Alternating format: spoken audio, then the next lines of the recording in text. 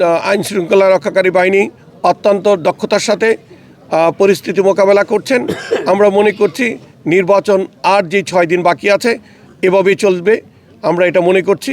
সাথে সাথে আমি মনে করছি অন্তত 2008 এবং 91 নির্বাচন, 96 নির্বাচন, 96 22 জনের নির্বাচন, এইসব নির্বাচন থেকে যতটুকু ভোটার পার্সেন্টেজ ছিল এবার তার চেয়ে কিছুটা বেশি থাকবে। এর কারণটা হলো 17 বছর মানুষ ভোট দিতে পারে নাই।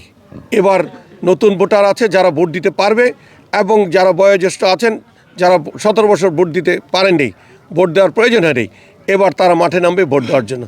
শরীয়তপুর 2 নির্বাচনী এলাকায় ধানের শীষ মার্কা নিয়ে নির্বাচন করছি। ত্রয়োদশ জাতীয় সংসদ নির্বাচন। আমি 23টা ইউনিয়ন, একটা পৌরসভা, 24টাই আমার কয়েকবারই যাওয়া হয়ে গিয়েছে। সাধারণ মানুষের সাথে যোগাযোগ করেছে, কথা বলেছি। আমি পরিষ্কার, ইনশাল্লাহ 12 তারিখে সারাদিন বিএনপি জাতীয়তাবাদী দল তথা ধানের শীষ মার্কায় এই সিট থেকে পাশ করবে, এটা আমি অবস্থা দেখে বুঝছি। আশা করি ইতিমধ্যে আমাদের যেটা বাকি ছিল সেটাকে রিটেন্ডার হয়েছে, গোলাম মাওলা সেতু।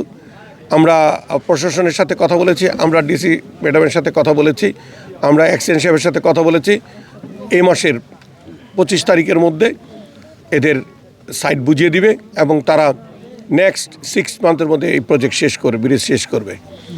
চাঁদপুর শরীয়তপুর, এটা নড়িয়া ব্রিজ। চাঁদপুর শরীয়তপুরের কথা বলছি, আমরা এটা একটা বড় প্রজেক্ট, এটার ফিজিবিলিটি স্টাডি করা প্রয়োজন।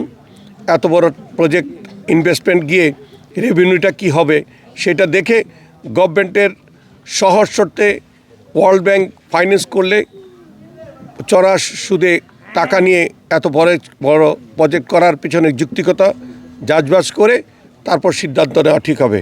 বাই দিস টাইম আমাদের পদ্মা সেতুর উপর দিয়ে রেল লাইন আছে, এই রেল লাইনটা টেনে নিয়ে যদি ঈদগাহ পর্যন্ত যাওয়া যায়, সেখান থেকে ফেরিতে ট্রেন পার করে ওইখান থেকে চিটাংয়ের শর্টকাট দিয়ে আমাদের খুলনা মোংলা বন্দরের সাথে পূর্বাঞ্চলের, দক্ষিণ পূর্বাঞ্চলের সাথে ভালো কানেক্টিভিটি করে দিতে পারে, সেটা একটা আমাদের প্রস্তাব আছে।